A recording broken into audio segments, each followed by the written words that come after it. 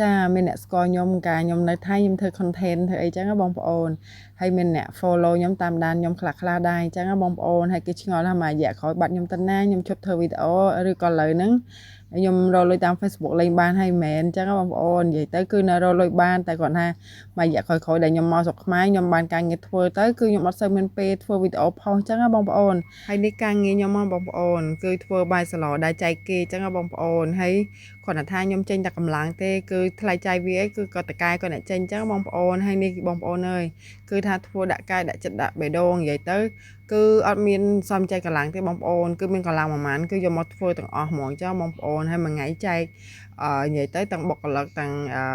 ដែលចែកគេហ្នឹងវាចូល20ជាងប្រអប់ទៅ30ប្រអប់អញ្ចឹងបងប្អូននៅក្នុងមួយថ្ងៃអញ្ចឹងណានិយាយទៅគឺពេលខ្លះក៏មានអារម្មណ៍ថាហត់ដែរតែឃើញពួកគាត់អត់បានទទួលបាយពីដៃយើងទៅគឺក៏មានអារម្មណ៍ថាបាត់ហត់អញ្ចឹងទៅបងប្អូនហើយធ្វើមិនទេការងារនិយាយរួមការងារក៏ហត់ដែរតែការងារនេះ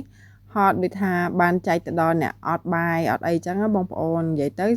បានធ្វើការបដាគឺបានធ្វើបនបដាអារម្មណ៍ខ្ញុំគឺអញ្ចឹងបងប្អូនមានអារម្មណ៍ថាធ្វើការបដាធ្វើបនបដាអញ្ចឹងបងប្អូនទោះបីយើងមិនបានចូលជា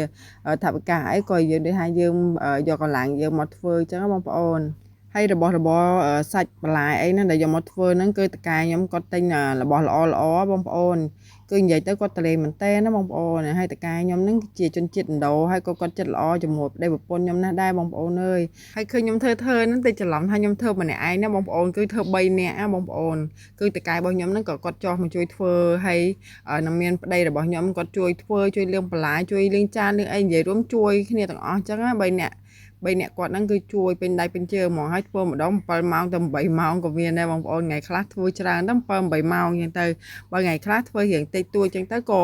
3ម៉ោង4ម៉ោង5ម៉ោងអញ្ចឹងណាបងប្អូនដល់ថ្ងៃខ្លះធ្វើច្រើនថ្ងៃខ្លះធ្វើតិចថ្ងៃខ្លះដាក់លុយថ្ងៃខ្លះដាក់លុយអញ្ចឹងណាបងប្អូនហើយធ្វើហើយអញ្ចឹងណាជួនកាលគាត់ទៅជួយចែកដែរជួនកាលដូចថាខ្ញុំទៅចែកទាំងអស់អញ្ចឹងណាបងប្អូនជួនកាលគាត់បែកម្នាក់ពាក់កណ្ដាលអញ្ចឹងទៅ